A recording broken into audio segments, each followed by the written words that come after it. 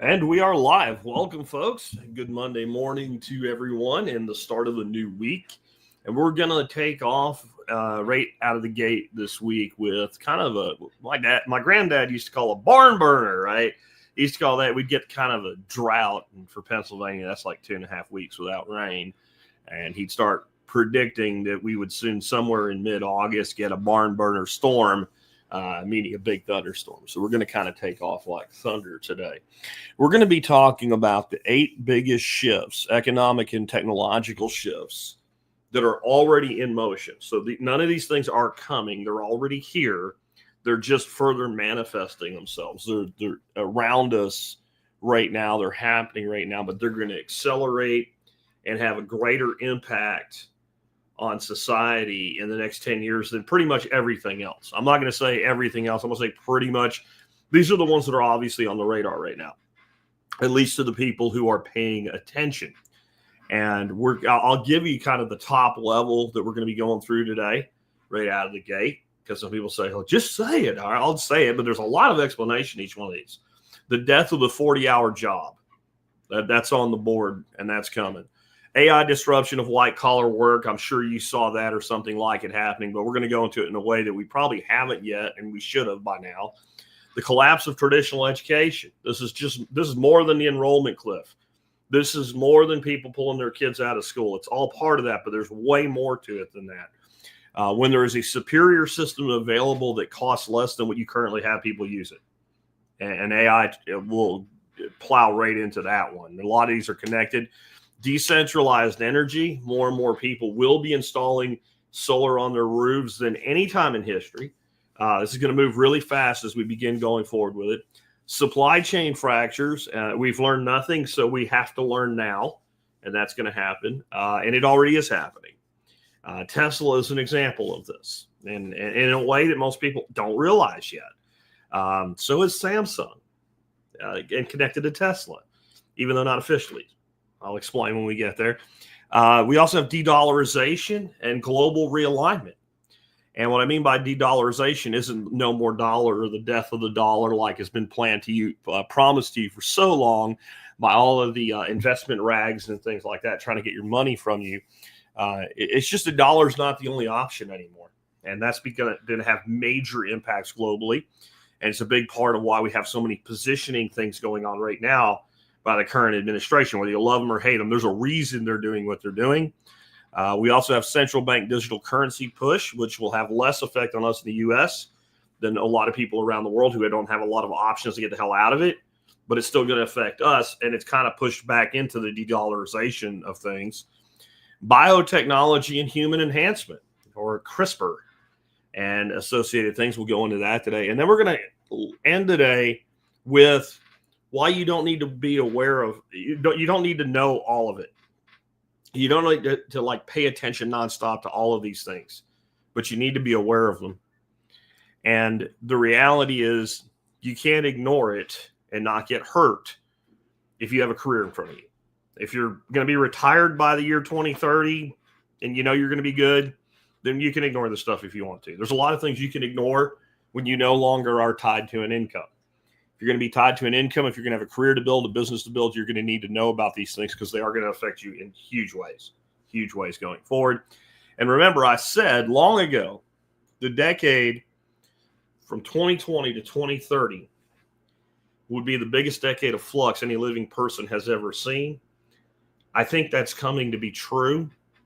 But I think if I give it 5 more years and I just slide my prediction out to 25 to 35, it will be even more true. There's a lot of things that got impeded in the first few years of the 20s, and we all know why. And I will default to saying I think if that hadn't happened, a lot of this stuff would have moved a little bit quicker than it did. I think some of the things were actually accelerated by it, though. But we'll see as time marches on. Before we do that, let's go ahead and hear from our sponsors of the day. Sponsor today, number 1 today, is the Wealth Steading Podcast with John Pugliano. John is a prepper. He's one of us. He's an entrepreneur. He's former military. He's a ham radio operator. He grows a garden. He's exactly the kind of person that listens to this show every day. He's a contemporary of everybody in this community, but he's also an amazing investment manager.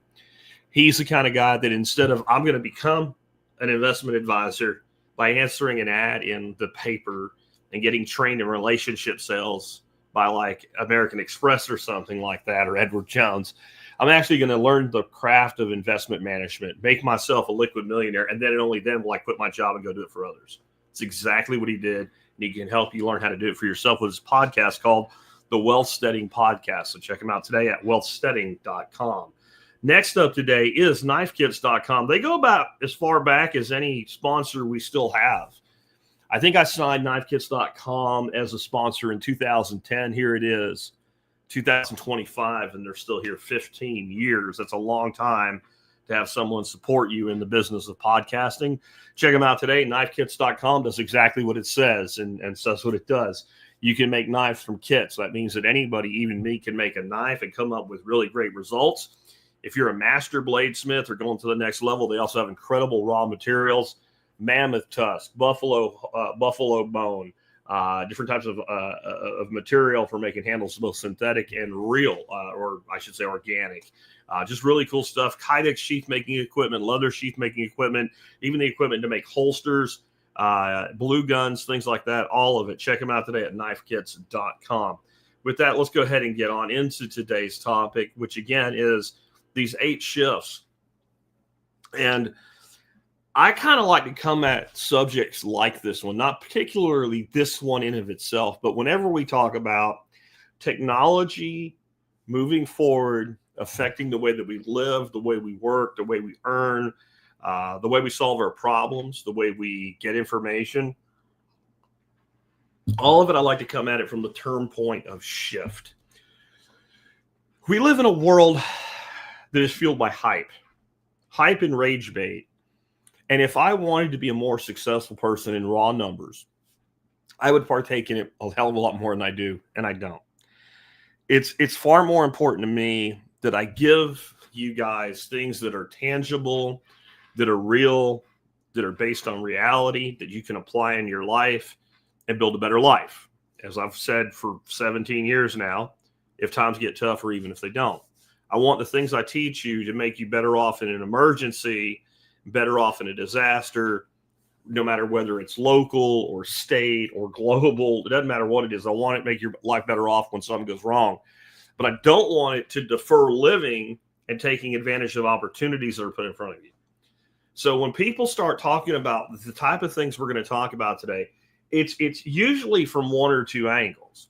Like when we talk about CRISPR at the end, which is gene editing, they're going to talk about that like it's going to make you live to be 140 years old, and it's the fountain of youth, and it's all just 5 more months, man. It's coming. You're going to be able to go to the doctor and get your genes edited like a machine. They're going to take a gun and shoot you in the butt with it, and you're going to be better or whatever, right? Or it's Orwellian. They're going to use it to make you into a willing slave.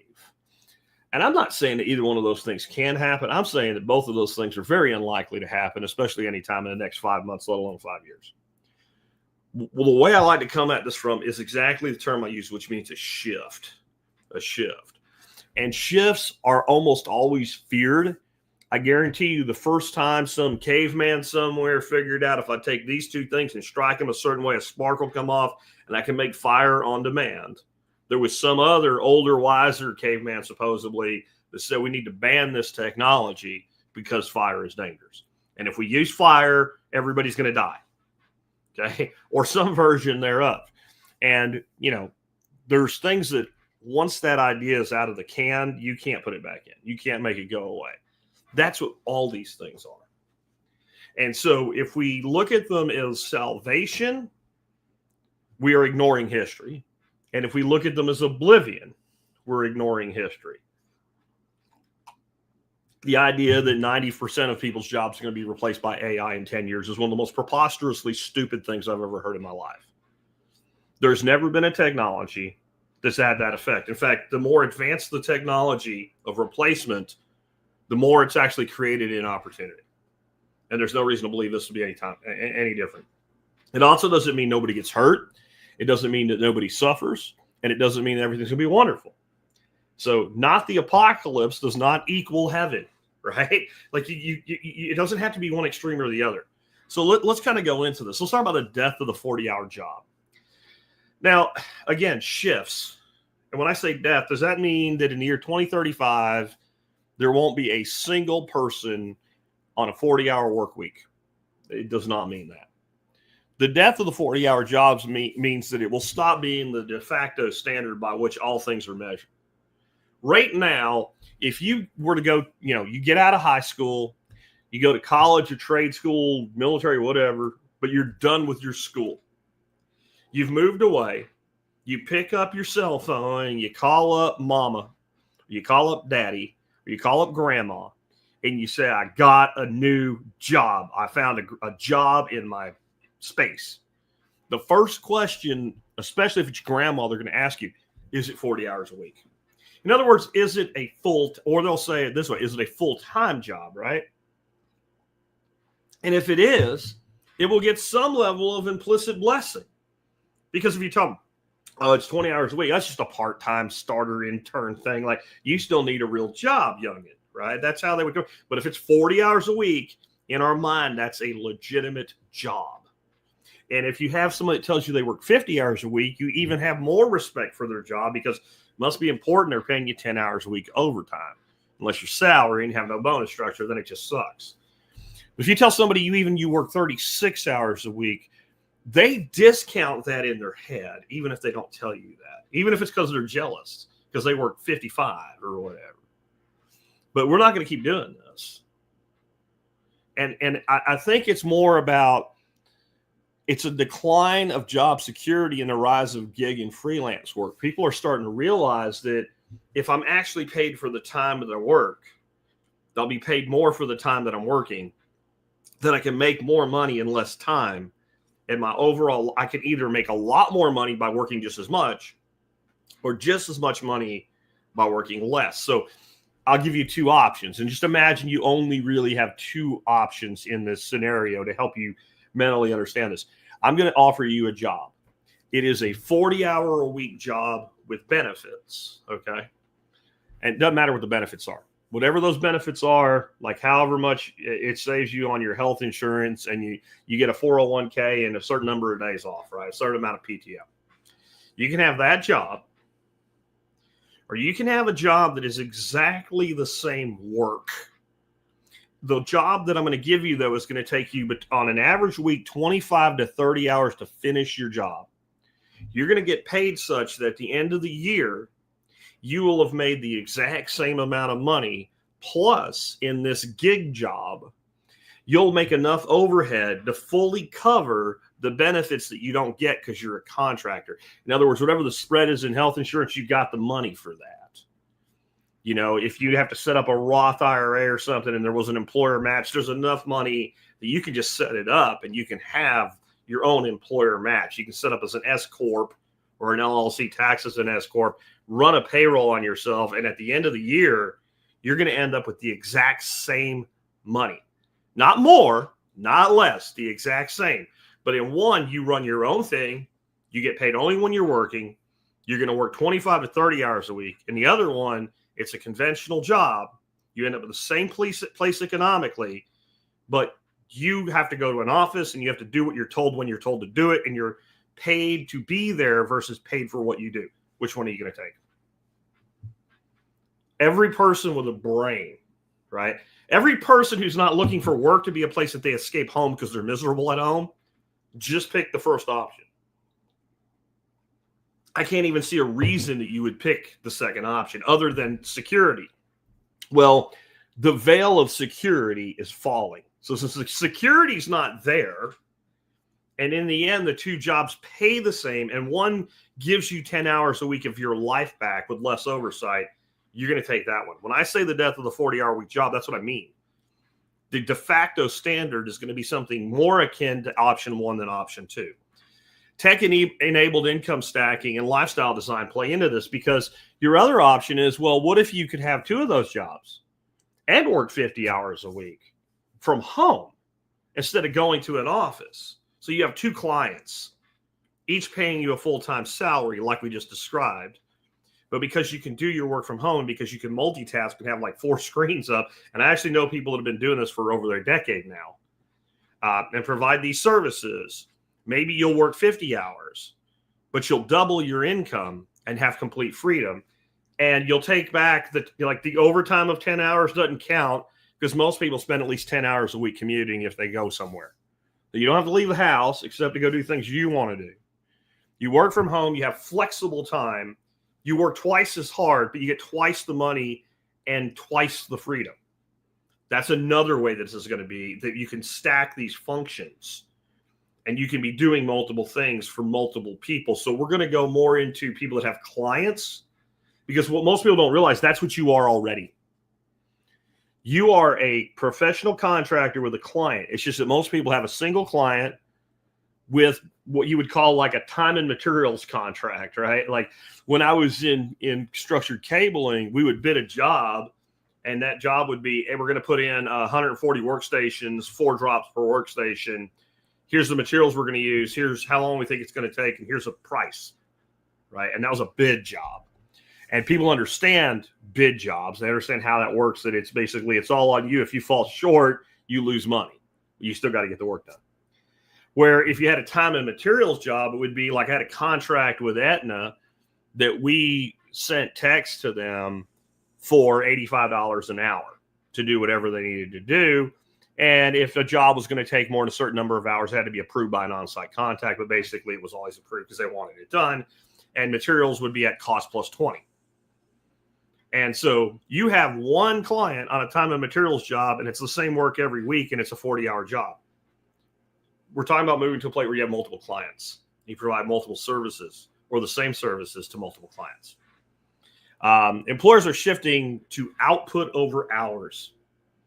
Like the metric for measuring employee performance by the hour only works in a assembly line style business, where there's if that person works an hour, there's a baseline output that if they're not meeting it, they're fired.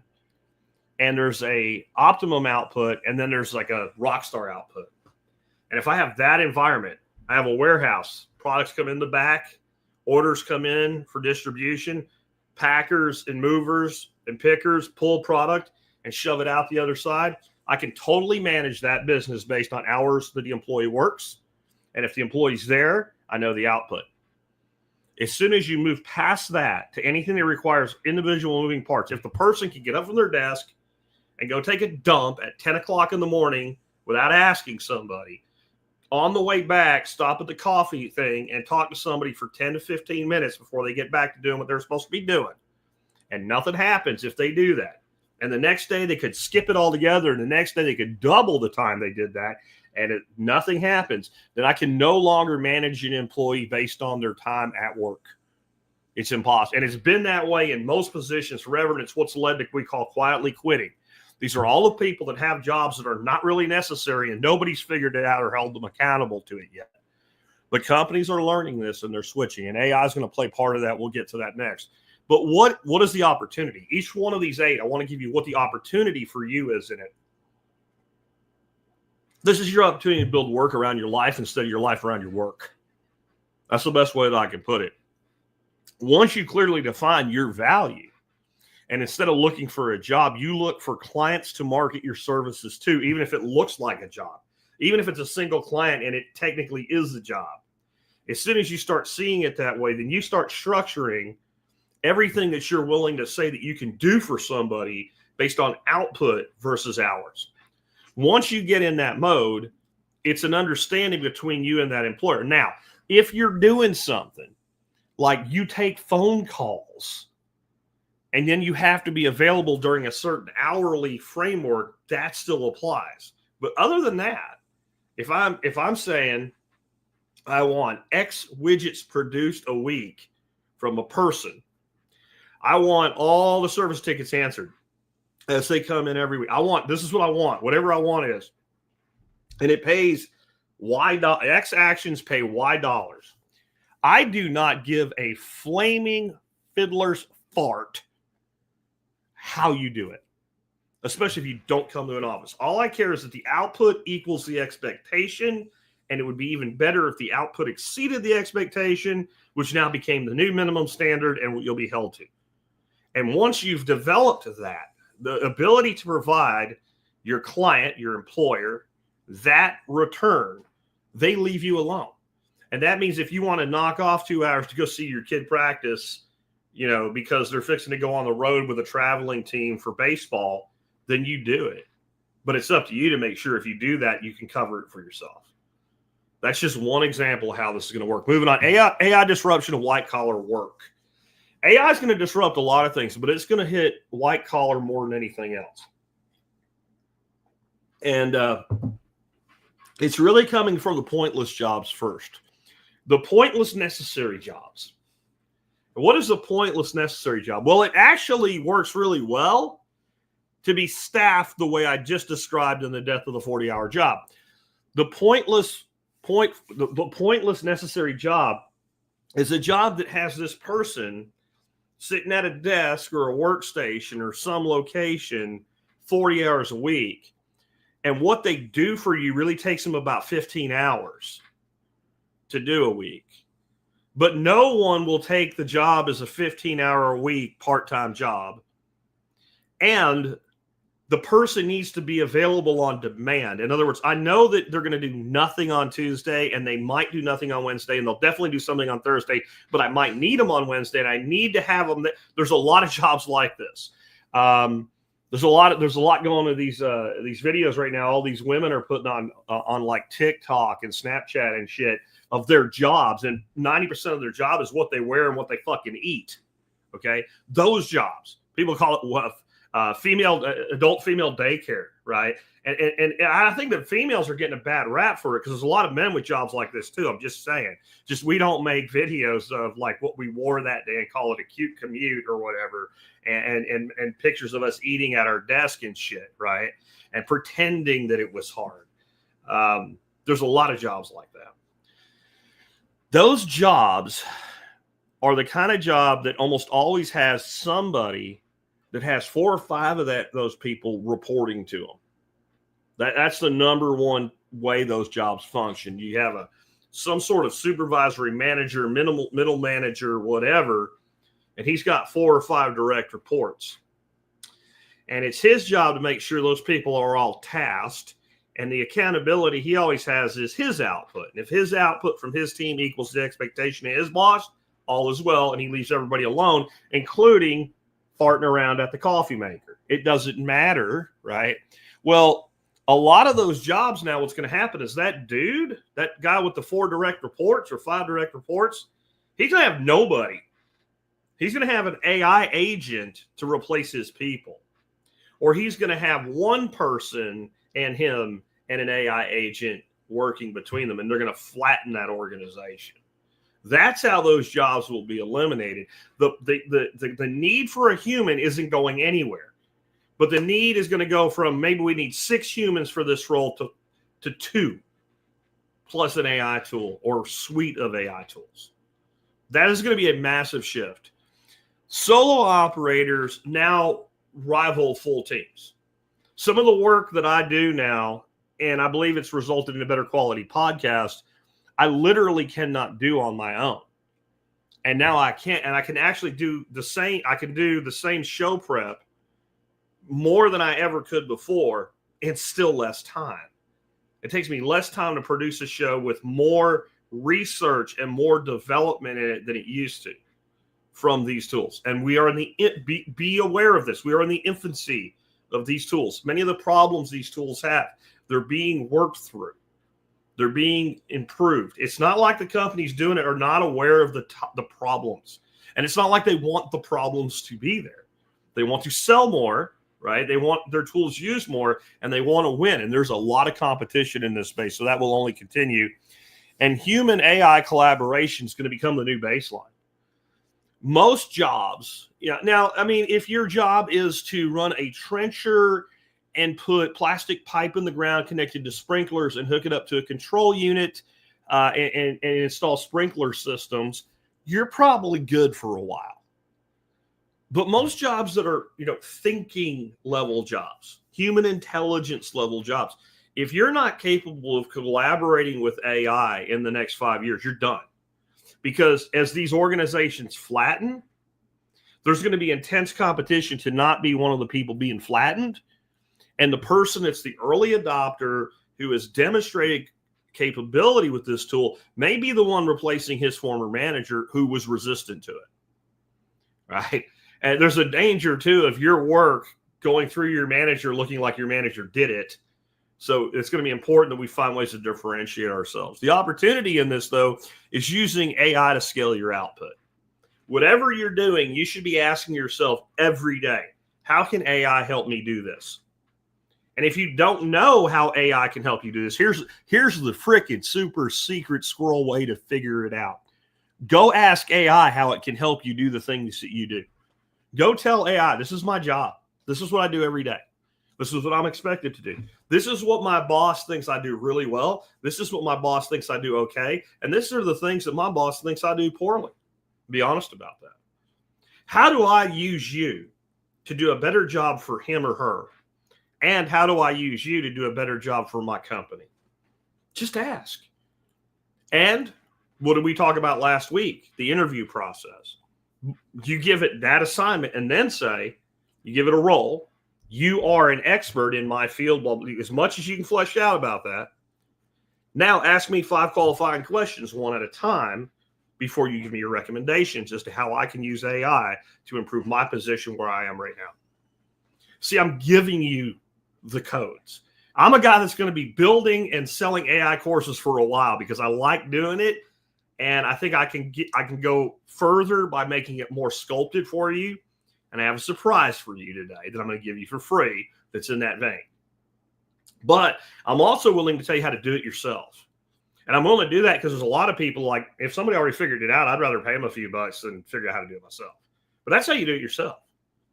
Just go ask. Go ask the unit how it can help you. And then remember, sometimes it's wrong, sometimes it hallucinates and it wants to please you. So you always have to temper it with your own knowledge. This is why AI is not taking over the world, because it is flawed. And no matter how much they make it work, it's always going to be flawed compared to what a human can do. It's a tool, right? We have automated excavators that can run like a robot, but they can't do things that a human can do. If you know, I want this thing to be, if you can drop it into a CAD printout and overlay it with GPS, it can shape exactly what you want. If anything really needs to be made decisions on the fly right now, that shit's been around 20 years. It still doesn't work for that. That's how this is going to be, right?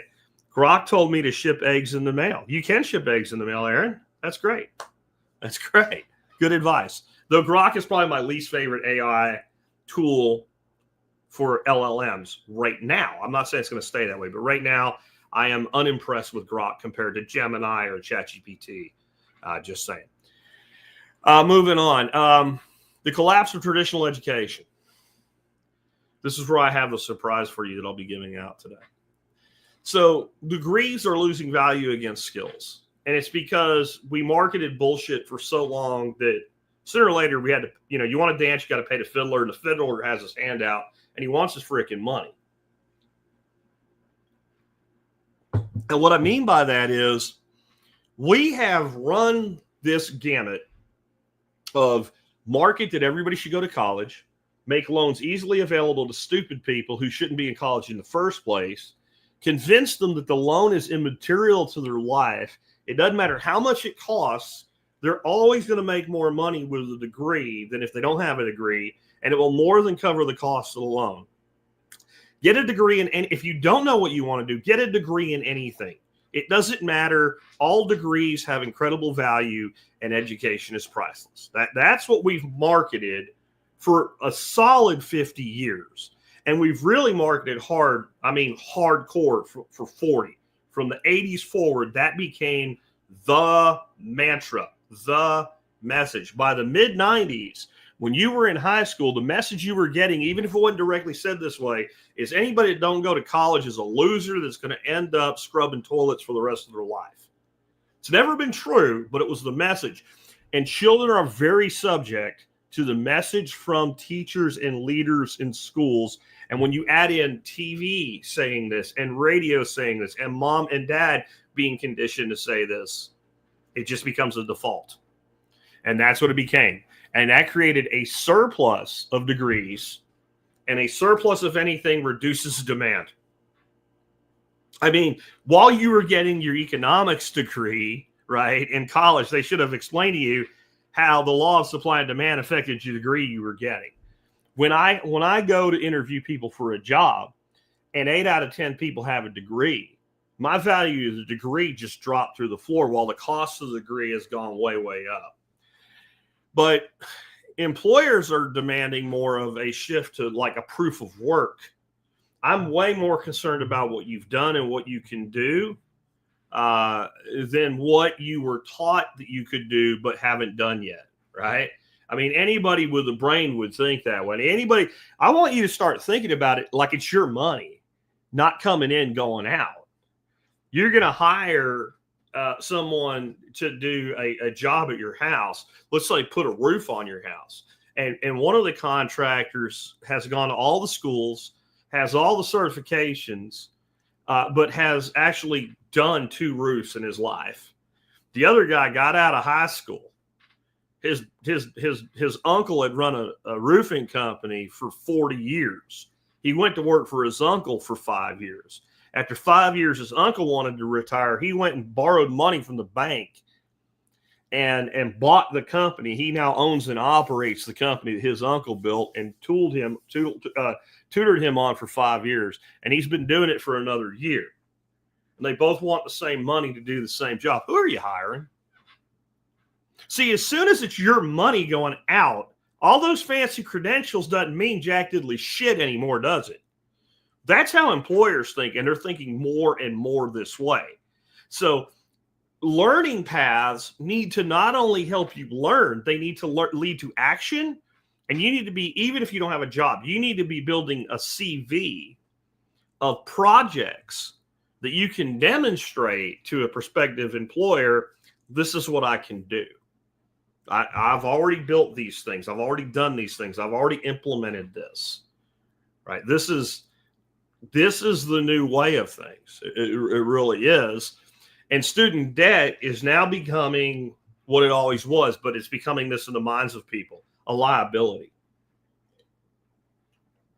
If I would have told you student debt is a liability 20 years ago, and I guess 17 years ago I did, the pushback I got from that was amazing. I have not changed my message on this subject in 17 years of podcasting, and I was heavily public speaking for at least 10 years before that. And if it came up in a talk, it's the same message that I've been doing it for 27 years. The same message. And I can tell you 15, 20 years ago, when I said student debt was a liability, the pushback was immense. The talking points came out. Everybody was trained. And education is priceless. Every child, but you don't understand. And we've run the numbers and the experts say and all of it. And now when I say it, mostly what I get is, everybody knows that.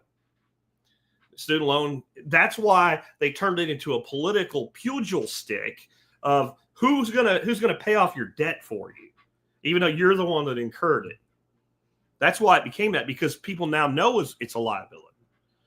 So that doesn't help the person that's sitting on $120,000 in debt with a degree in communications, or worse, gender studies or bitterness studies or basket weaving or whatever, French literature from the 14th century or whatever the hell else it is. But it does help the person that doesn't have the debt yet go, I don't think I'm going to take this path. But more, what we have now is an opportunity to learn on demand and prove value through results. And this goes right back into the last one of AI. Right now, you have the ability to sit down with an AI unit and not learn from the AI unit, develop a learning plan for a specific skill and a specific niche for anything, and accelerate your learning and go further and faster in a month than college can take you in a year of practical, hands-on, real-world, applicable knowledge. And that's my present for you guys today. It's not perfect. I would not sell it the way that it is. but it is the first pass at a 15-day course in how to use GPT or any AI unit to develop your own learning plan. And you could do it in, I don't know, 15 hours, or honestly, probably 2-3 hours the first time. I only set it up as a daily thing, so it's like 10 minutes of work a day to make it easy. And the purpose of it isn't to teach you how to do X. It's to teach you how to develop a learning plan to learn X, no matter what X is. X becomes an infinite variable. You want to learn how to do PHP programming linked to a MySQL database? It'll work, right? If you want to learn how to grow mushrooms, it'll work. You want to learn how to flip real estate? It'll work. You want to learn how to flip raw land? It'll work. You want to learn how to make websites?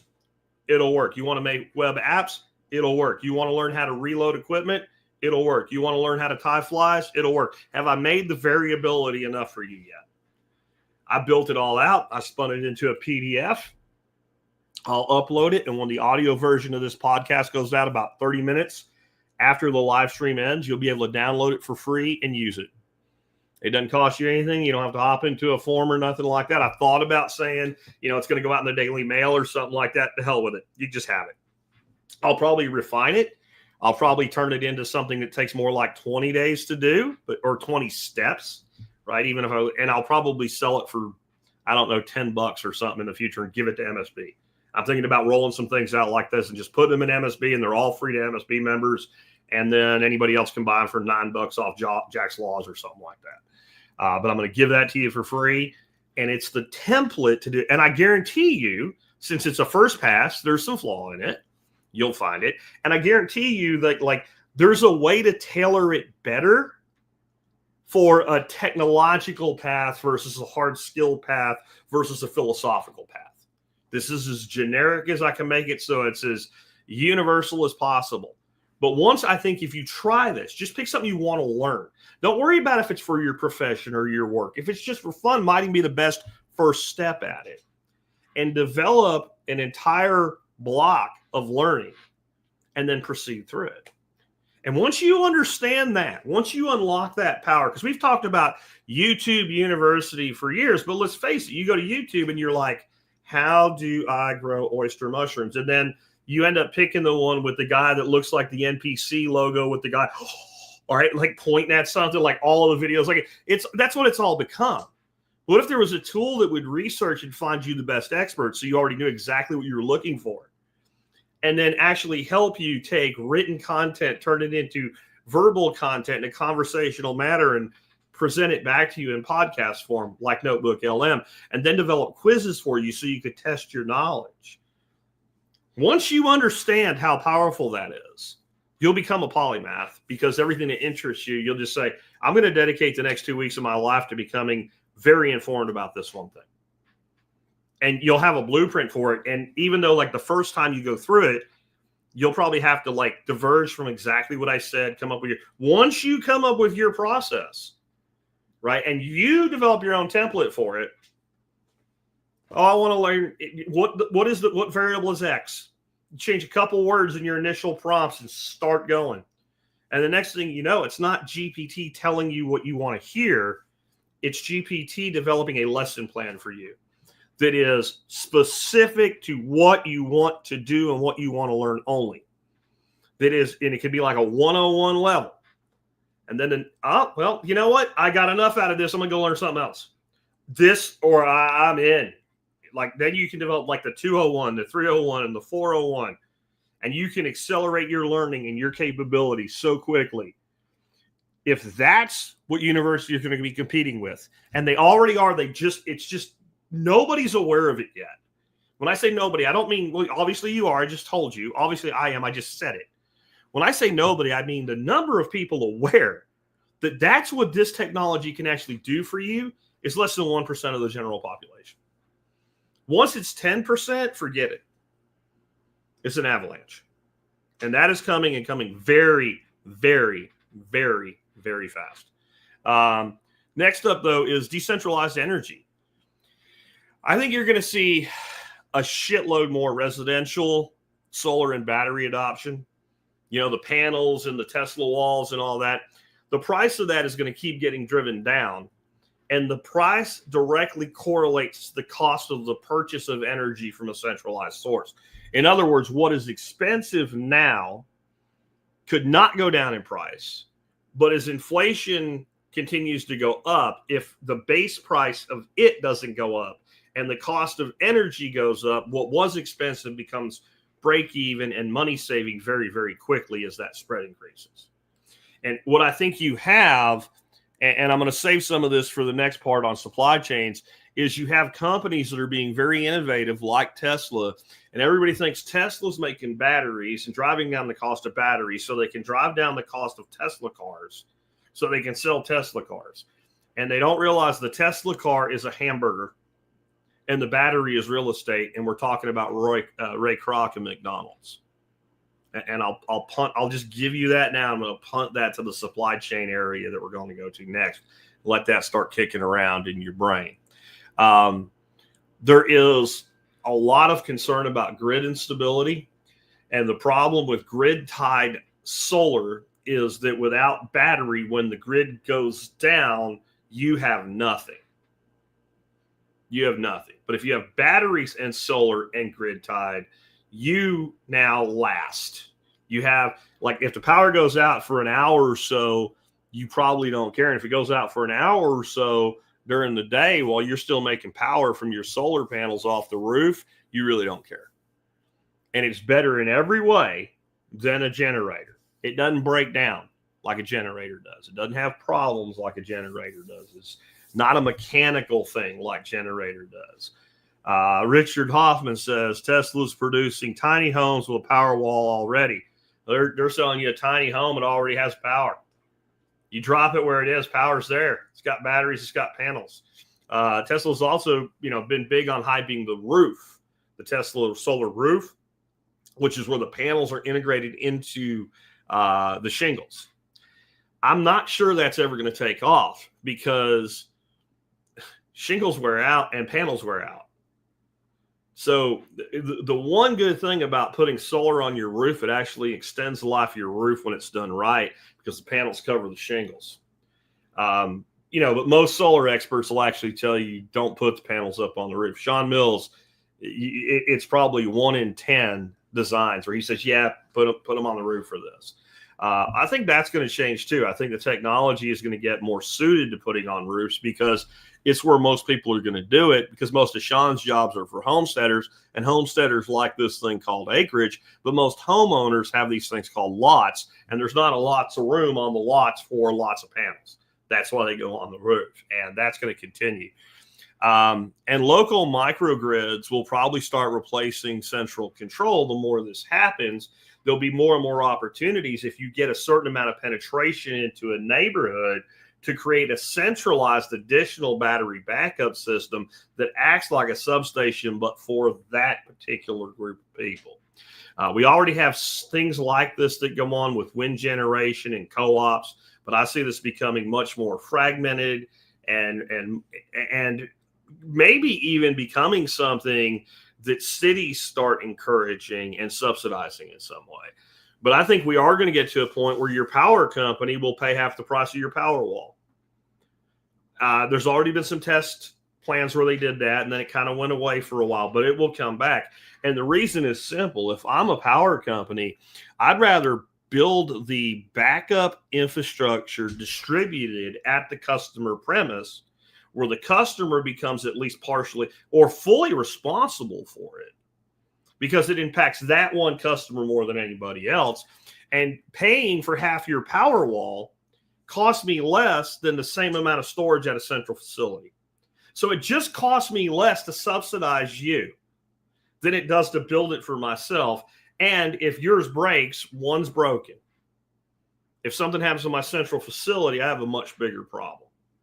So I think a lot of that is going to go, and then Lions Den has it. Then sell excess through local partnerships. Boom, exactly. So you have these little co-op type electrical distributed networks forming, and co-op A today has a surplus, and co-op B has a deficiency. And instead of buying it from the utility provider, co-op A sells it to co-op B. And if there's a surplus from everybody in that general area, then they sell it collectively back to the power company who sells it outbound. There's a lot of things like that that are coming more and more so as we move on. The opportunity is to turn your home into a power asset instead of a power liability. The reality is that most people have no backup plan for a power outage at all. And the second the power runs out, they start sweating or freezing and worrying about the food in their refrigerator and freezer. Where we can actually turn around and make the home into a power generation machine, that if we cut our electric bill, that's great. But if we do it exactly right, we might end up actually making some money off of it, especially if we pair it up with an electric vehicle that's basically adding another power wall in reserve. And if that electric vehicle is then capable of, when we're not using it, effectively being an Uber or Lyft driver for us with nobody in the driver's seat, and that is coming, that is part of the Tesla plan, and they're not the only ones that are going to do it. But I'm going to move on to the supply chain now. Global shipping delays are becoming normalized. A lot of things that we used to get just, it seemed like on demand, right? You know, a lot of things that we used to buy that, you know, Amazon had it to your house in 1-2 days. It's happening less now. More and more things are now happening. It feels a little more like the 90s than the 2020s in some ways with supply. And the other side of it is that we really realized how bad this situation is during COVID. Now, we didn't do much about it, right? Trump talks a lot about reshoring manufacturing, what have you, and I hope it happens, but we don't really gain much from reshoring manufacturing from a supply chain side. If the raw materials are made somewhere else and then shipped here and assembled here, that does give us jobs, right? And it changes the import-export component in a positive way. I'm not saying there's no benefit, but I'm saying if we start making more of our antibiotics in Ohio, right? Because Ohio is probably not going to have an embargo placed on it or a tariff problem or something like that. That's great. But if we still get the materials, and all they're really doing in Ohio is quality assurance and putting two different powders mixed together at a specific rate in a capsule, we haven't really done anything to reduce our dependence on China for antibiotics, which are a critical medicine that we would need at a time of war, when the most likely nation that we'd end up in a large scale conflict with is either China or somebody China's allied with, and they may not want to provide us that because it would weaken us in that capacity. We haven't done anything about that. We haven't done anything at all. So we're going to have to start doing more things like that and reshoring more production and building more local production to deal with this problem. In other words, this is not a solution that's coming because of a technological innovation.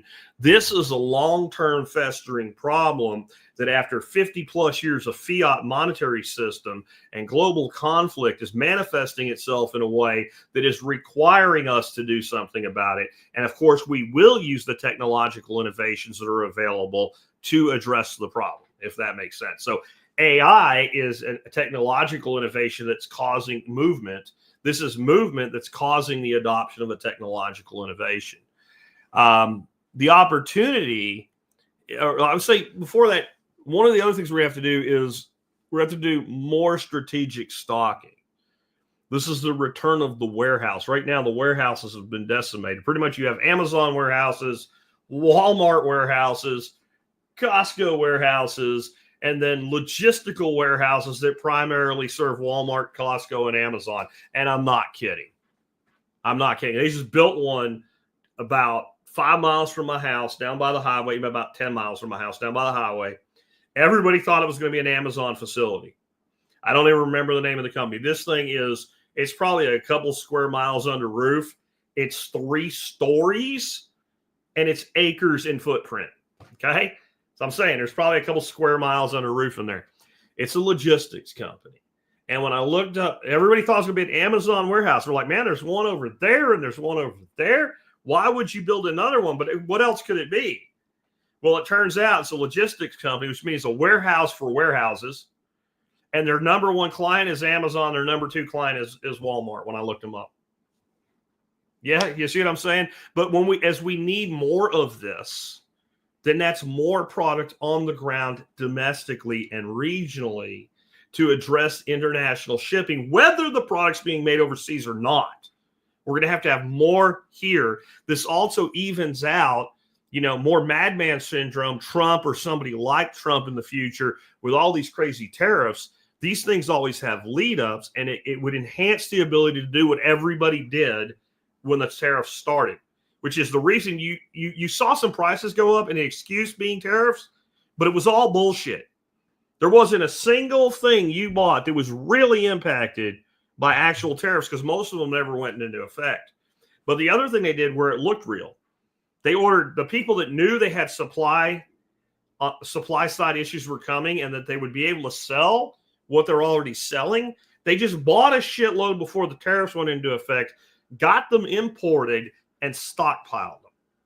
And that's another reason our GDP jumped so damn much earlier this year, because that happened, because that is spending activity, right? And that's all GDP really is how much money we spend.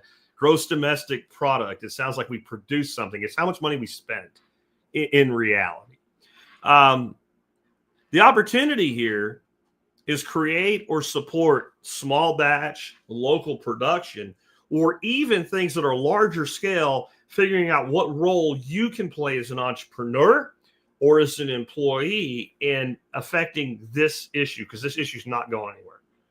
This issue is also why things have gone on. Like, there's no official agreement between Tesla and Samsung, okay? Samsung is the largest manufacturer of chips in the world. And Samsung is building a facility, if it's not already done. I don't think it's done yet. One of my best friends was the lead project manager on that facility for a time and decided he'd had enough of it, went off to do some other things recently. So I'm not as up to date on the status of that place now.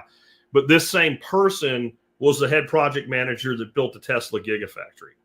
And he went from finishing the Gigafactory in Austin to managing the process for the Samsung factory in Austin. And he took a whole shitload of people with him when he did it.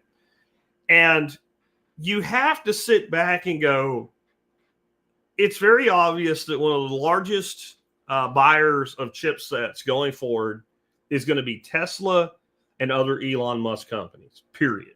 SpaceX, Optimus robots, Tesla self-driving vehicles, all of it. And then they both build two of the largest manufacturing facilities ever built in the United States, a stone's throw away from each other. I'm sure that was all just a coincidence, right?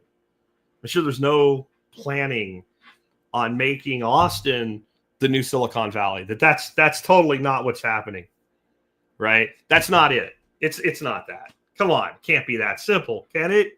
That there's a concerted move by the actual productive billionaires in the world to realize that California has gone completely to shit, that while they're still the talent hub, they're a talent hub where the talent can't use their talent.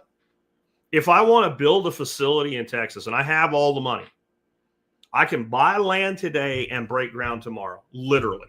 It's that easy. I'm not exaggerating.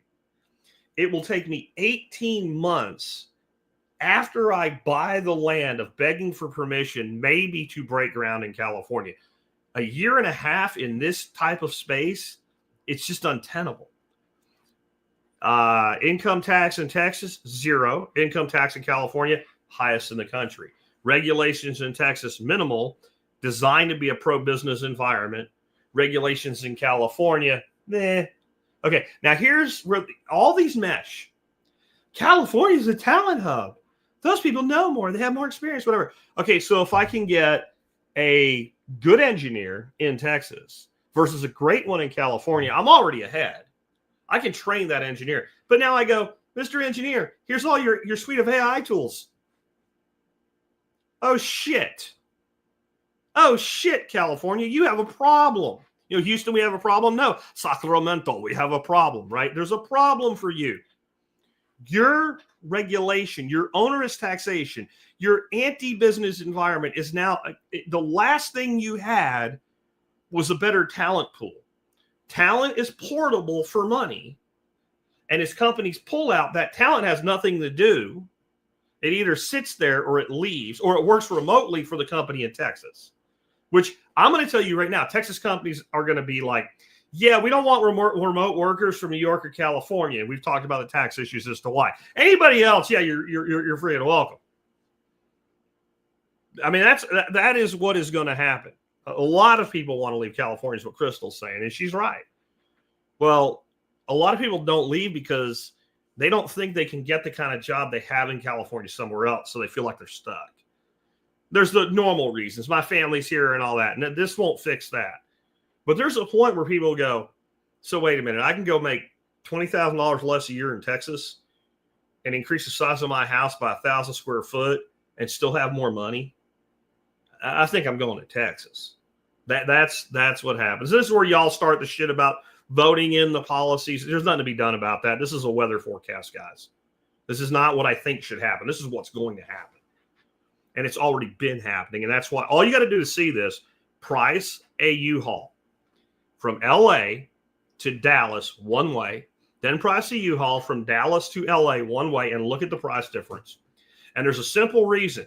If you rent the vehicle in Dallas and you go out one way to LA, they know that vehicle's coming back. They know somebody's going to walk into whatever U-Haul dealership you drop it off and need one to go to Texas soon. That's going to happen. They know when that thing goes from Dallas to LA, it's a different situation, right? When it goes from LA to Dallas. When it goes from LA to Dallas, it may never come back. You end up having to pay somebody to fly out there and drive the thing back, maybe with a tow bar, and pull one behind it because your inventory of available vehicles out here is in decline. And that's true. U-Haul rider, you check it out and see what I'm saying. So that's just going to get ramped up with this whole situation. But there's an opportunity here for you to figure out where you fit in it. And again, AI plays a role in it. And then AI can also help you figure out how you can play a role in that space. Ask it. Ask it to interview you about your capabilities, your training, your knowledge, and what you're willing to do. And ask it if you're interested in that space. How can you help me get into this space? You might be surprised at the answer. I don't know what it's going to tell you. I'm not you. Then de-dollarization and global realignment. The BRICS nations are not going away. There were a lot of people, I think, that thought BRICS would be much bigger than it is by now. And it's not. It's going to move slowly. But those nations have a huge incentive now to get off the dollar as much as possible. And every time the United States imposes sanctions, it's more impetus to get off the US dollar. And if you think about it, what we do is incredibly immoral, right? This is where I'm going to go a little bit into my opinion here, right? But I find it very immoral that basically the United States has ramrodded the dollar as the petrodollar into every nation and made it a nation that doesn't do business in dollars is at a massive disadvantage to if they do so. And we enforce that with violence and a blue water navy and both a combination of hard and soft power across the world. But then as soon as somebody steps outside of the box we want them in, we impose sanctions and make it difficult for them to do business in dollars, because that's all sanctions really ends up being. Is if we sanction you, it's harder for you to do business in dollars with this person over here. And if this person over here does business with you, then we sanction them, but it all comes back to our control of the dollar. It's pretty sick and twisted when you think about it. And a lot of these nations are figuring out we don't need to do business in dollars. And the amount of business done in dollars as a percentage of global GDP has been in continuous decline for a long time. That's going to speed up. Gold, Bitcoin, and real assets are gaining favor with average everyday investors. Do you know that about 1 in 5 people in America today have some Bitcoin? 1 in 5. Now, a lot of people have $500 or $300 or something, but getting to 20% is a pretty big deal. And the thing about that is the person that only bought $500 worth and is now looking at $1,500 in value, it starts to hit them in the head what this really is. And if they don't do anything, that $1,500 is probably going to be worth $3,000 in, let's say, a year or two. Again, this is a why am I putting my money in a CD? Why am I holding a bond when this Bitcoin thing does this? And once they figure out a retirement strategy where they can borrow, declining value dollars against appreciating value Bitcoin, it's game on. So while these foreign nations are incentivized to get off the dollar because of our imposed sanctions, domestically companies and people are being incentivized to get off the dollar because the dollar is toxic. It is a leaking battery. And we know that every time there's a problem, they will make the hole bigger and the leak faster. That's what's going on.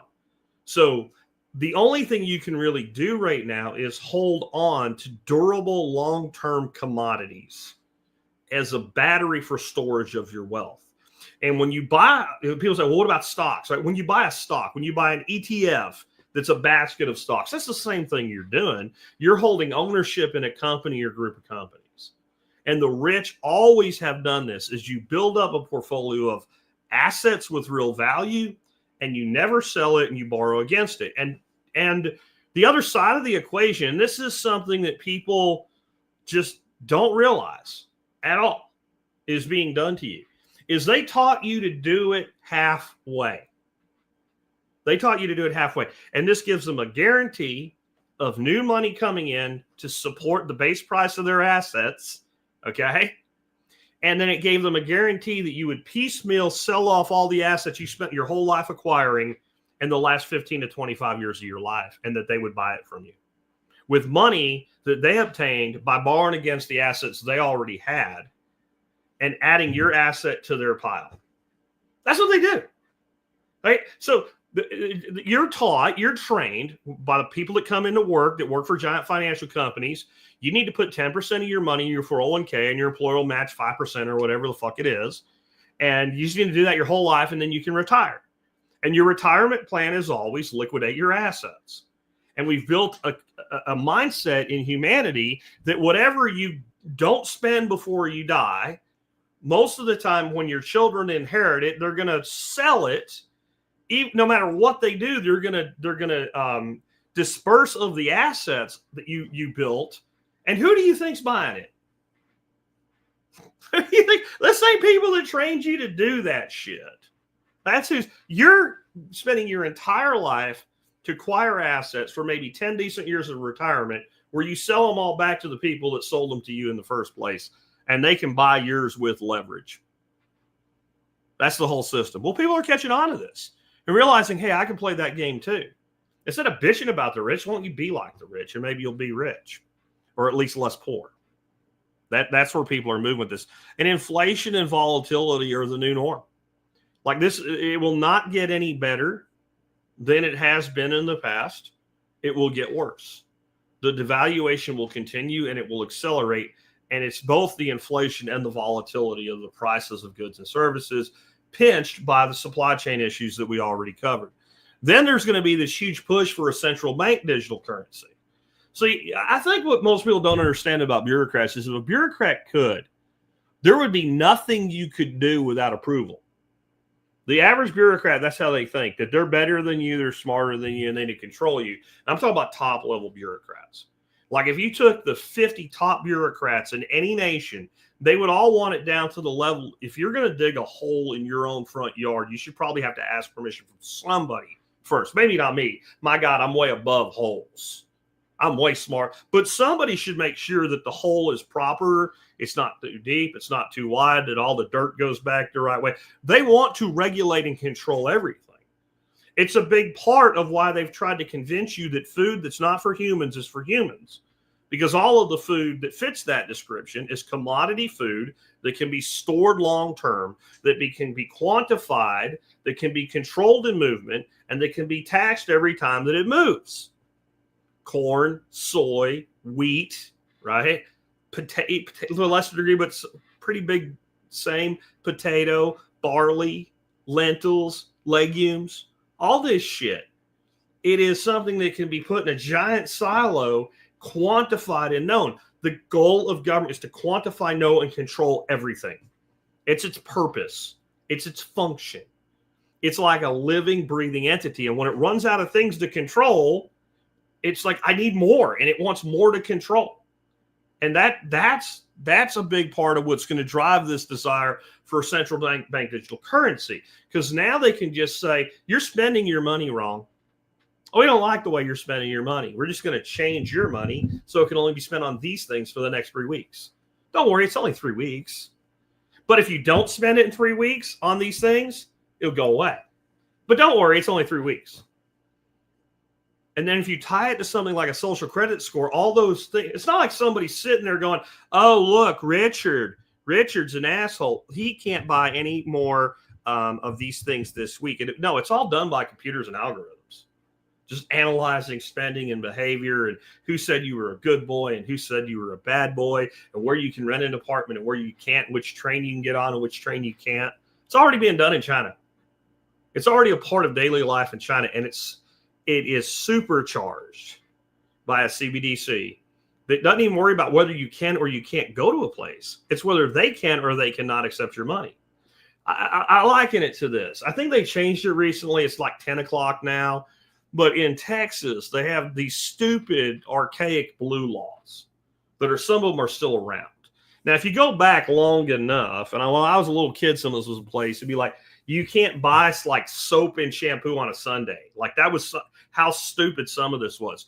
And some of the archaic shit that we have right now is like, a car dealership cannot be open on Sunday in Texas. Now, the real thing is it can't be open both Saturday and Sunday. So all the dealerships got together and said Sunday is the day none of us will open. It's kind of like a gentleman's agreement. So there's no car dealerships open on Sunday. This is dumb because the number one time people have to shop for a car is when they're not working. So that would be weekends. And this is some archaic blue law.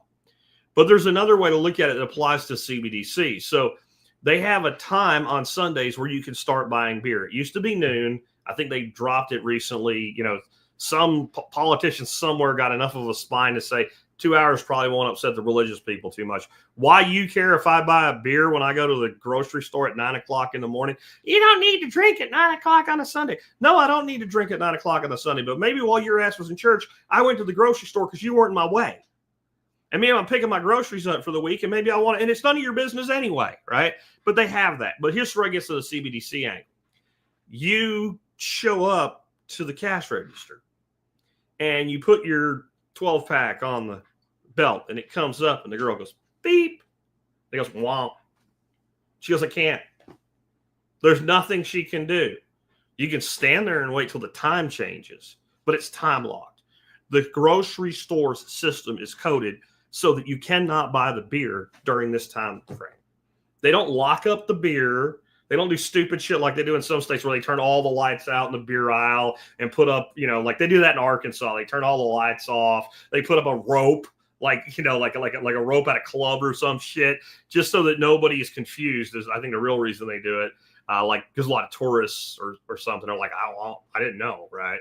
And then somebody has to put it back. So I think that's why they do it. But they don't do any of that shit in Texas. They just make it impossible for you to buy it. It doesn't matter if the girl at the cash register thinks it's stupid, you thinks it's stupid, the manager thinks it's stupid. There's no override button. The transaction cannot be processed. Imagine with a CBDC, that would make it where you cannot process a transaction to buy a gun. We've determined you are not trustworthy with a firearm. There's no law that says you can't have a gun. None. You just can't. No gun store can take your money. Walmart can take your money, but if they still have a gun section like some of them do, they can't take it for guns or ammunition. Or your insurance provider has decided that if you buy certain food, your insurance rates are going to go up. That's the push for this. Now, I personally think the amount of it that is going to happen in the United States is deeply mitigated. I do not think we will ever have a true centralized CBDC. I do think there may be some purchase controls, Operation Choke Point 3.9 or whatever, placed on some of the stable coins issued by banking institutions. But I think we'll largely get away from this in the United States. We have too many options. We have too many freedoms. We're too fragmented as a republic. It would take a literal revolution in this country, changing the form of government at its core to make it feasible to do in the next 20 to 30 years. There's just too much in the way of it. It's not because they wouldn't do it. It's like the Second Amendment and firearms. Firearms would be banned in this country to shit by now without the Second Amendment. But our form of government, our federal republic, states having individual sovereignty, the way the court system works, the way things can be tied up, has prevented that from happening. That's what I think is going to happen for us. But it's still going to have an impact because other nations have an impact on us and their spending and their financial models and things like that. And it may have a real effect on all these digital nomads that avoid paying tax in the U.S. by living in different countries all the time, right? And working remotely and what have you. It may have a big impact on them because maybe they don't like the country you just were in for 6 months or something like that. There's no real way to know. What's the opportunity here, though? Use alternatives while they're still legal and easy, and entrench yourself into them where you have the value of them no matter what they do. In other words, buy Bitcoin. Buy Bitcoin. That's your number one out in this is Bitcoin. Don't buy there's no room for number two. This is your future. There is no number two. There's no second best. Buy Bitcoin, hold Bitcoin, and hold it whenever you can. Hold it in private custody where you have full custody on your own. Then the last one is biotechnology and human enhancement.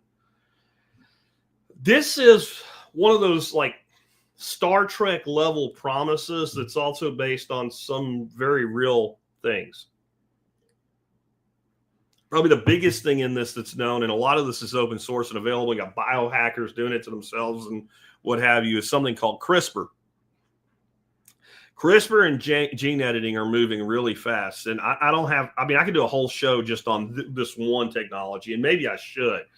But I want to give you, and my God, what I'm about to give you, I want you to understand I am so oversimplifying this. And I even have like a 5-minute video you can watch that goes deeper than what I'm going to explain to you in the show notes for you today.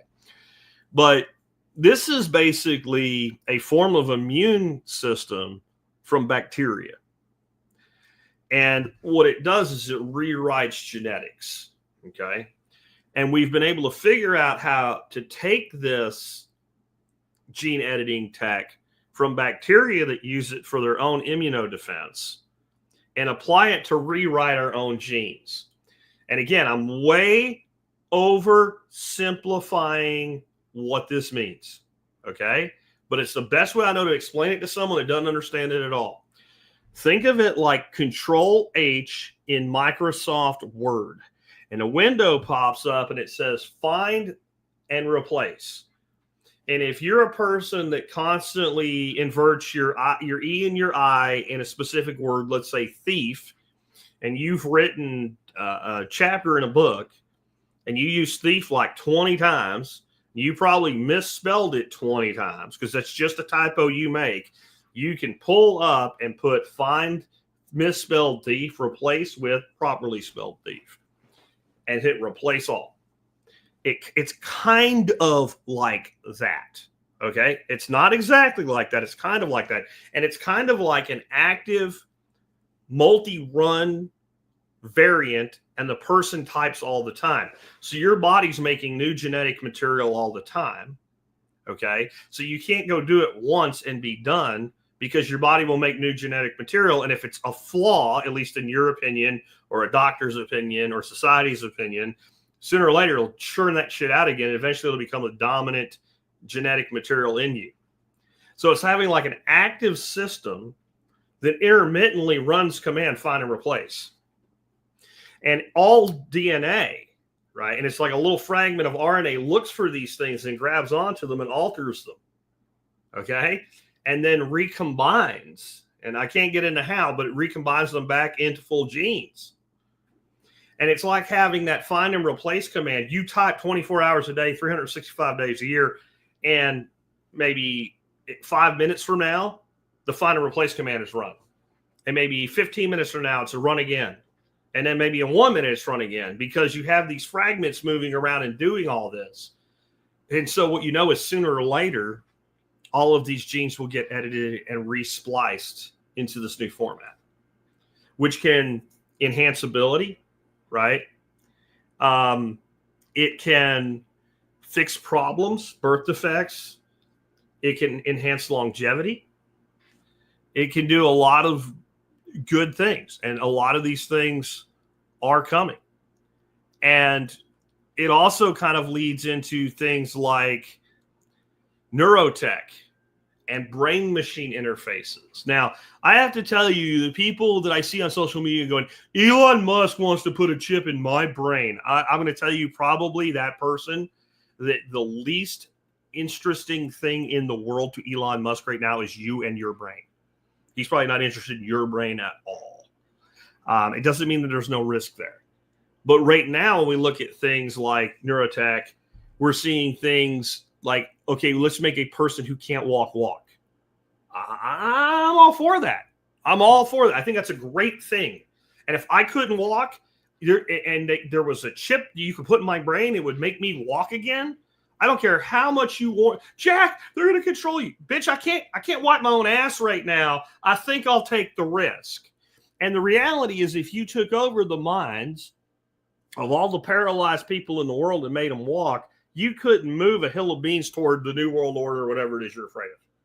So being used like that, there's not much risk, but it's a toe in the door. It's a toe in the door. And where I start worrying about this is, as we start seeing the ability to not only, let's say, fix a physical impairment with this technology, but to allow a direct interface with a computer or with an AI unit or group of AI units or suite of AI tools, then you start getting into a point where it's not about fixing an imperfection.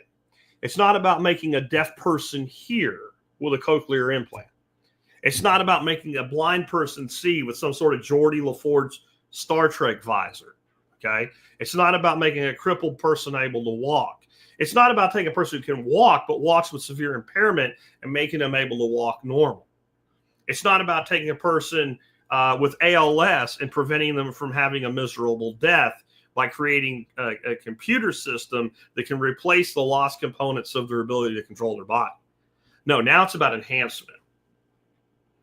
And I'm going to tell you, I'm going to give you an example using my marketing ability to tell you how dangerous it would be.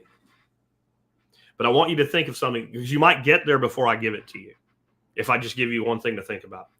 Banning steroids in professional sports because fill in the blank. Why? Why do we want to ban steroids in professional sports? Are we really worried that this dude will have an unfair advantage over this dude? Nobody really cares if that's where it stopped. Let the people that want to be a steroid user do it, and let the people that don't. What's the real reason that this is actually a smart policy? We're not going to have professional athletes using anabolic steroids, because once you let that be a thing, then the people that use the enhancement exceed the performance of the people who don't. And then what happens? Then everybody else has to do it too. And you become an NBA or an NFL or an MLB of nothing but steroid users, and steroid use becomes the default. That's why. Because you will be unable to compete if you don't use them too. And I don't care about your one-off unicorn guy who's 400 pounds and ripped, and he lives on broccoli and tofu, and he prays to the Inca gods or whatever, and he can like split a tree in half with his left hand. I don't care about the one-off person that can be the best athlete in the world without it.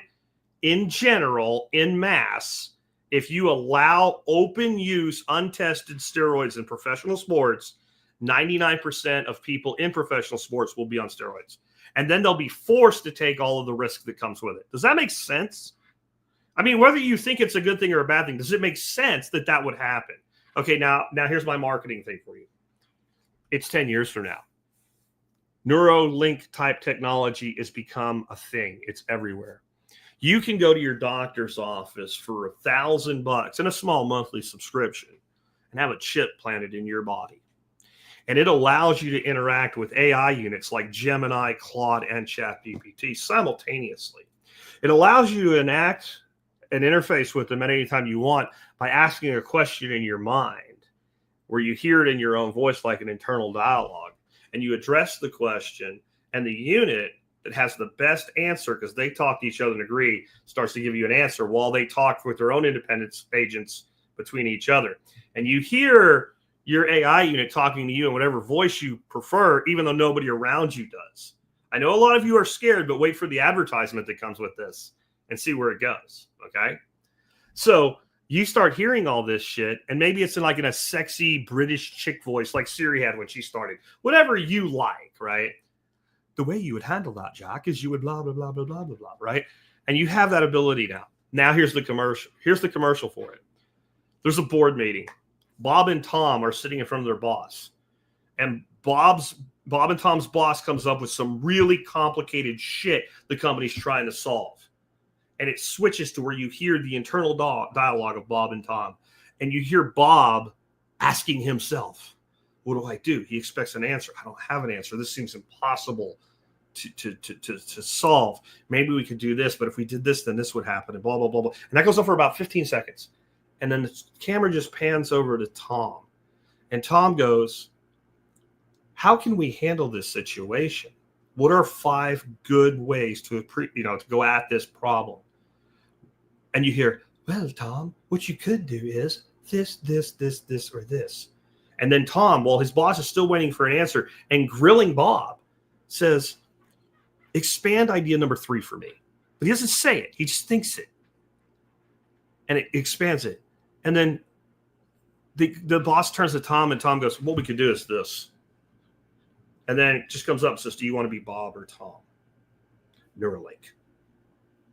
Talk to your doctor today. Do you see how fucking scary that is? Now, you guys that are worried about AI, I'm not worried about AI. I'm worried about that. If I can influence the way you think, now I've got something. No matter how much you use AI, unless you're an idiot and you forget that it's just a computer and you're in charge, you're in charge. If it can talk into your brain.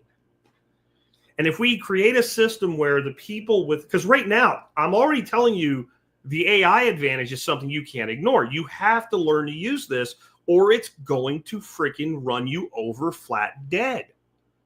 If you have 30 years of your career left and you don't learn how to use AI and you're doing something other than bending pipes or conduit and putting them over a header in a building, if you're sitting in a desk, if you're behind a computer and you're not using AI, if you don't learn this, you might not have a job in 2 years, let alone 10. I'm serious. But that's okay. That doesn't scare me. If this happens, that scares me. And it's seductive, isn't it? Imagine having the ability to communicate at speed, at light speed with your brain, with all the knowledge in the known universe. The problem is who controls the input. Whoever controls the input also controls the output, by the way. So this is something to really, really watch. There's moral and job implications that stack up in this. But what's the opportunity? If you position yourself the right way in new health, longevity, bioskills, et cetera, and some of the stuff in this genetic realignment is really necessary because our health is dog shit. But the easiest hack isn't some open source CRISPR shit. It isn't something that you fabricate and implant yourself with, or a chip that you get from a company, right? Because that will be the other what happened as soon as AI came out and people were worried about who controls the AI. People started spinning up their own AI units, training their own AI units. People started setting up basically server class equipment under their desk, and that's their AI tool. And they control it, so they're not afraid of it. People will do that with this technology as well. But one of the best hacks we have is simply to eat ancestrally appropriate food. You know what's not ancestrally appropriate food? White rice, bleached flour, low protein wheat, which is what all the wheat is today, even the organic stuff. Like just fabricated seed oils, color dyes, like If you think about it, this is not me going health nut Jack Spirko, okay, or all carnivore Jack Spirko. So like, if you just think about it from a perspective of how many things that we consume that no one consumed 200 years ago, let alone 2000, no one, it didn't exist. That are things that everybody that looks at it goes, probably not the best thing for health. Even the ones we go, that's not that big. Okay, is it optimum? No, but it's probably not that big of a deal. But when you put 100 of them together and they become the default, it can't help but jack up your health. And a lot of the obesity and other health problems we have today are what we call epigenetic problems. And so they actually are altering the genetics, but above the baseline genetics, so that your body is now performing in a way that it is still your genetics, but your genetics were not faulty until you added the toxins. And so simply by picking a good diet, right? And I've always been the person like, this is what I figured out worked for me. What I figured out worked for me was almost carnivore, ketovore, I guess. That's as far as I'm willing to go. And I do, sometimes I might go a week and be all carnivore. But in the end, I'm going to eat vegetables. I'm going to eat a little bit of fruit. I'm going to eat some things. Occasionally, I'm going to eat a fucking roll and kiss my ass if you don't like it. But it's going to be like, I'll eat a roll less frequently than the person who says they minimize desserts eats cake. Okay? But if it was primal, if it's paleo, if it's all natural, if it's whole food only, no red dye number 6, no freaking soybean oil. If it requires refining and significant processing, I don't eat it. Notice I didn't say no processing, because sausage is processed. You know what I mean? Highly processed, industrial process. Just that alone can reset your genetics to at least the base load. And there's a lot of opportunity in that space, longevity, bioskills markets. People are going to be interested in this. Even the ones that use technology are going to also want to align their diets and their lifestyles. And there's opportunities as professional, coaches and guides through that. People running businesses that cater to that, like local on-farm restaurants. There's going to be a ton of opportunity in all types of things like that. And again, going back to AI as being kind of the crux of all this, if you don't know how you can break into those spaces, ask AI for help. Ask AI for ideas. Try 100 ideas, run them through the grinder and see what comes out the other side, and find the ones with the most actionable things as far as, I can do this, I want to do this, and I have the opportunity to do this, and I'm willing to put the work in to get it done. And that's in any of these opportunities I brought up. In the end, you don't need to focus on all this. You don't. But I'll tell you what you do need to do. You need to be aware of all of it and more. This could have had 20 technological shifts and social shifts that are coming easily. It just would have ended up being a super long show. And it's already longer than I wanted it to be. But you need to be aware. That doesn't mean you need to have all the information about all the things and focused on it, but you just need to be aware of these things and pay attention to what's going on in their spaces, because they're going to affect you whether you realize it or not.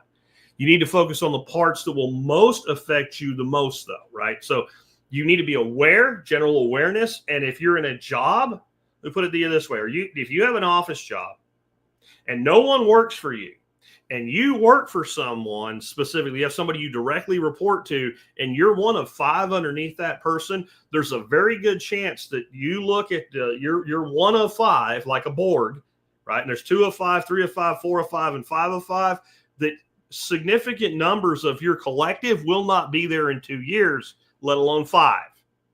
So you either need to move up to somewhere where you have those direct reports, so as they go away, you absorb the responsibilities with an AI suite, or you need to become indispensable so that you're one of the few left in the board collective that gets to stay.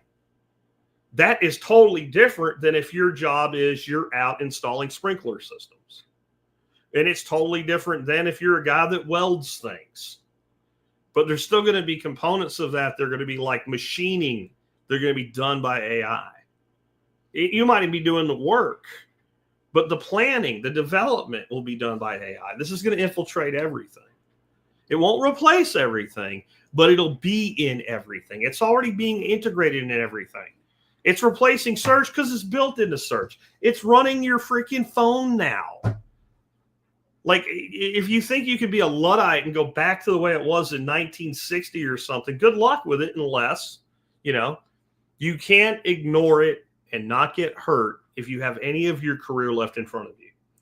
If you expect that you will still be working in 5 and 10 years, you better pay attention to this. If you are on a track where, unless a meteor hits the earth and destroys all of humanity like we're the new dinosaurs, if you're on a track right now within 5 years, that's you, and you will be, I am done, I am out, I am retired, I quit. And you have your financial planning done in a way where you can fail by 50% of your plan and you're still going to be okay. You can take all this shit and you just look at it like the Weather Channel. That's nice that that's happened over there. And, oh, we got a storm coming here. I think I'll go visit my cousin. That way I won't be here when the storm gets here. It sucks, but I got insurance on the house. You can be that person if you're at that point in your life. If you're 25, 35 years old right now and you ignore this shit, especially if you're 35. Let me tell you what's going to happen to people that are 35. 45 is where you should have really, whatever you were going to accomplish as far as moving up, you're there or you're close to your peak. 45 is when you've got 20 years of experience behind you, good, relevant experience. 45, and you still have 10, 15 good years left in you, right? As long as you're where you need to be at 45. If you're at 45 and you're 5 years behind in your space from where you should be, you're duck shit. That's true right now. If I have to invest in you at 45, I'm not doing it. I don't get enough out of you for that. Employees already come and go way faster than they used to. No more gold watches and whatever. But there's always the chance that if I find a rock star that's 30 years old and I give him an opportunity, 15 years from now, he's going to be running a division for me. And that's great. If you're 45, I already know you're not doing that. 15 years from now, you're going to be 60. You're going to be thinking about early Social Security. You ain't going to have the energy and the drive of a 45-year-old, which is where that 30-year-old will be in 15 years, is where you are now, except you're not ready and he is. You're gone. The younger you are, the more time you have, right, to live, but also to adapt. The people that are in that 25 to 45-year range right now, you either grab this and differentiate yourself with it, or you design your life in a way that it doesn't impact you the way it does the average person. But I'll ask you this. Who do you report to and who reports to you?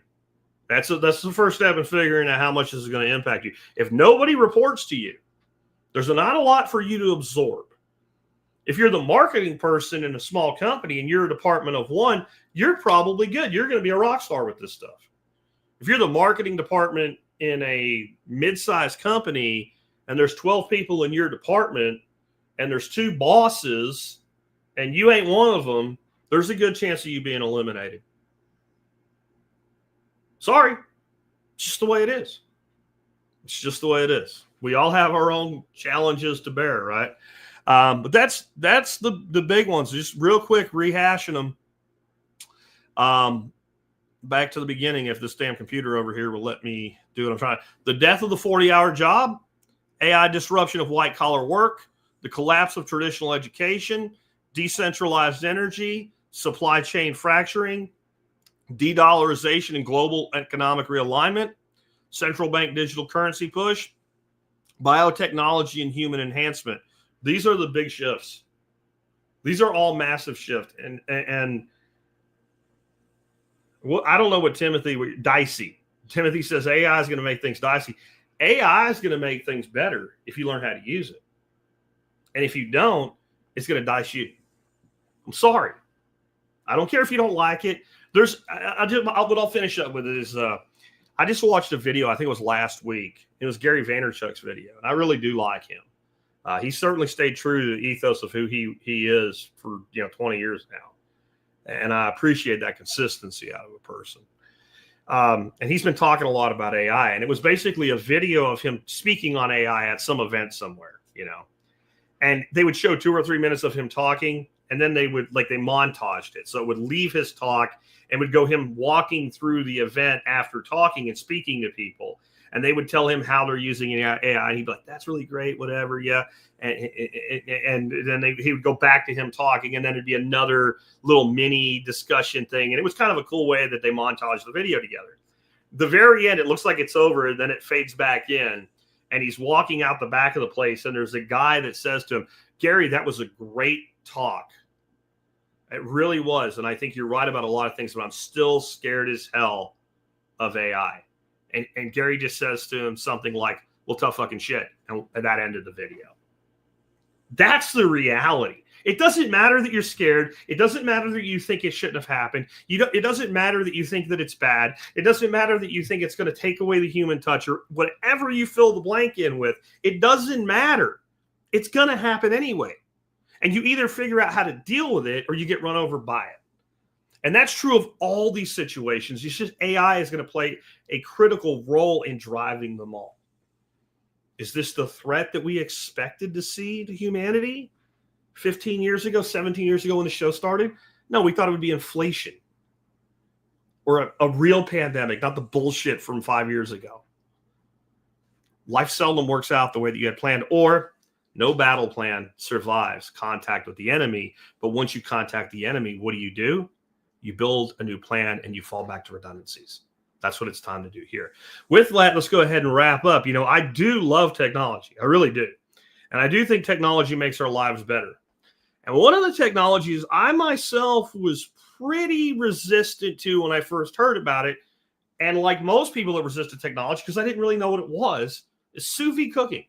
It's a super simple technology. It's a precision temperature controller and circulator. You stick it in a bowl or a pot of water and say, I want this water to be heated to a temperature of 135 degrees Fahrenheit and held there plus or minus 1 degree until I tell you otherwise. Then you take something like a steak and you season it, and you put it in a vacuum sealed bag, and you suck the air out of it so you get good contact, and you stick it in the water. Now, why would you do this? Because that steak will cook to the exact temperature that you set it to, getting it to the exact temperature you want it to. And it can be cooked too long, start break down texture and things like that if you go stupid, but it cannot, absolutely impossible to cook it to a temperature higher than you wanted it to be. If you set it to 130, it will go to 130 and it will stay there. And that will give you some room when you sear it so that you don't carry over the temperature too high, right? And then when you're done, you don't have to wait for it to rest very long because it didn't go much higher than you wanted it. It's really a great way to do things, and it does a lot of other things too. Well, the reason I bring all this up is the Nova Sous Vide Nano is on sale today for $69. That is a deal. It doesn't get cheaper. The last time it was on sale this cheap was over a year ago. They had it on sale a couple of months ago for about $78. I ran it then. It was up for a couple of days, and it went back up or down for a couple of days and went back up in price. It was the lowest I've seen it. I don't know if they have some surplus inventory or whatever, but I've been thinking about getting an extra one because 2 is 1, 1 is none. And sometimes you want to run 2 at different temperatures for reasons. And so I've done this before. So I went and ordered one of these this morning myself to have an extra sous vide backup circulator. But if you've been wanting to get into the sous vide circulator game, this is the one to pick up. And the price today, it just doesn't get. If it did, would it really matter? Like if it somehow went to like $62, would you be like, damn, I lost $7? No, you're not going to care, especially if you've cooked 15 steaks for it at that point.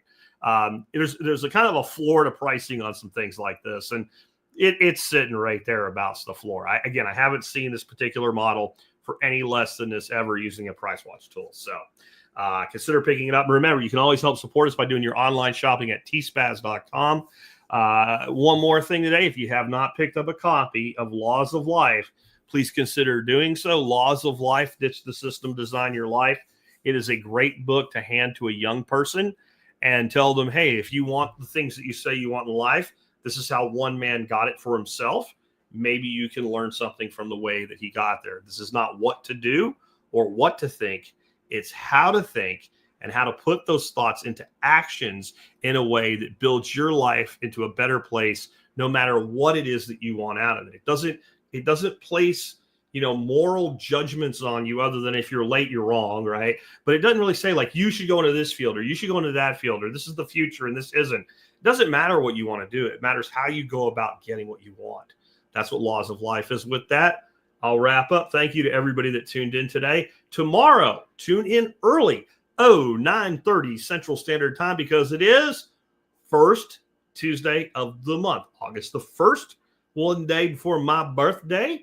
And that means I will be on with two of my favorite people early on a live stream, John Willis of SOE Tactical Gear and Nicole Sauce of Living Free in Tennessee. So tune in tomorrow for that. And it will be, as always, a hell of a fun day. Take care, guys. Catch you tomorrow.